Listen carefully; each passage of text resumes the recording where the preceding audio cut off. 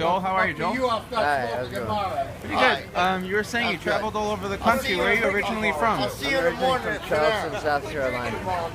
All right, Wow. I'm back, Paul. That's like, all I I remember want to see is East Bay Street was the street around there. Yeah.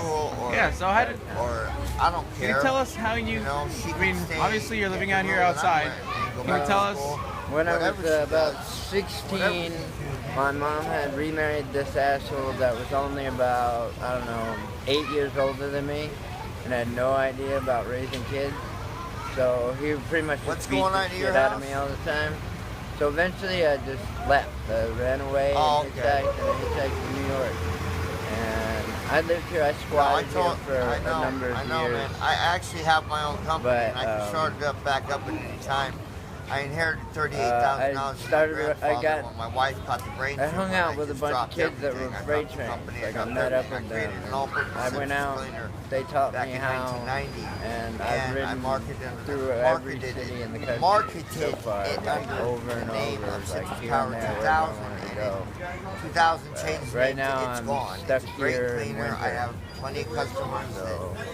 What's it like out here near Union Square Park? I walk in a business. Oh, Union Square Park. Like, yo, you're that dude. Sucks? I want some more of that stuff. It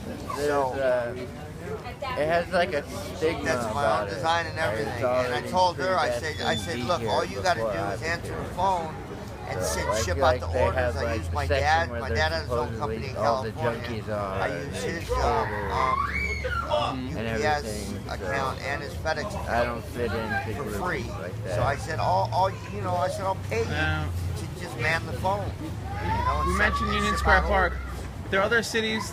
Is this one of the best places to be homeless in the country, you would say? Or are there better places to be homeless? Well, for the winter, I'd recommend New Orleans. It's warmer, right? Yeah, it's a lot better.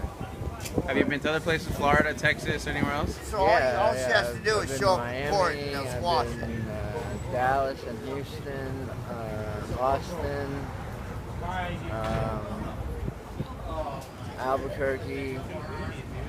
I mean, I could sit here and list every state and like all the cities in it, I've been to. Why change cities so frequently? Or, I mean, it's been a while, but originally it was like a big adventure, and now I've kind of cooled off in the past few years, and I'm trying to just set up here and live here. She told me about the warrants, but she didn't tell me what they were for. Have you ever got an apartment for some time in any of the cities?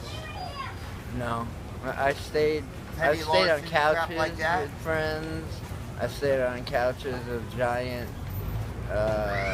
religious communes out in the desert that are like mind altering, Yeah, I know. I just screwed up on the DAT. I got the hell out of those places.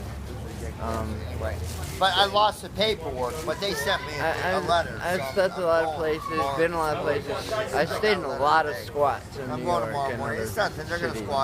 A squat is like an abandoned building where the owner stops paying all the taxes on it. I don't drink. I don't do stops drugs, repair work on it and becomes like unlivable. You kind of look. To understand, is it like an abandoned apartment house? Yeah, it's like an abandoned building. That's it. That's all I do. And there's squats all over the city. So. Wow. So are there? Do you know of other places in the city that are like that right now? The squats? Yeah. Right. Yeah, a lot of them are burned out and dead and full of people's crap from over the years. That's another thing. When I turn around to this doctor, but I want to, it's cool that you called because now it would be nice to have somebody that would be able to hold it and maybe like roll it out. Yeah. Like, I started on Craigslist looking for cheap places. Yeah. Me and my girlfriend, and we found one for like a hole in the wall for like $800 a month. Not bad. And then we moved up from that to, I think we pay like 11 something, but we've got jobs now. Same last what kind of work do you do? Right? I just do bicycle I know they want to be delivery. assholes. I know, fuckers. I can't say. Whatever else I can get my hands on. Is that like meal delivery, like food delivery for restaurants? Yeah. That's good. And but I was a night she's flight. a waitress at a well-known place on Bedford Avenue. Very nice. In my pocket clothes. Is it easier to make money on the street or food delivery, would you say? Beautifully handcrafted knife, looked like a buck knife, but had a little pressure plate. It depends, man.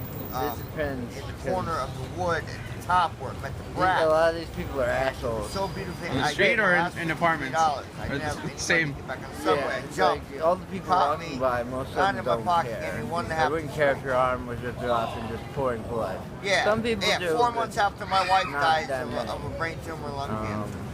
This is a bad area of town to try it in because so many people in my pocket, wrapped up. It's kind of like you're competing for funds. It's harder, right? Yeah. When there's someone on every block or 3 people on every block, you know, back in the day, you go kick them off physically. And you would have the block to yourself. It was just a misdemeanor, but then they figured out it was. And nowadays, kids think it's cool to pretend to be homeless and pretend to be train riders and stuff. So. Right, but come on. Yeah. It wasn't. Anything you want to share to people out there? Lessons you've learned? And it was rap. Anything you'd like to ask for to help out there? Hitchhikers aren't axe murderers. They aren't trying to kill you. They just need a ride.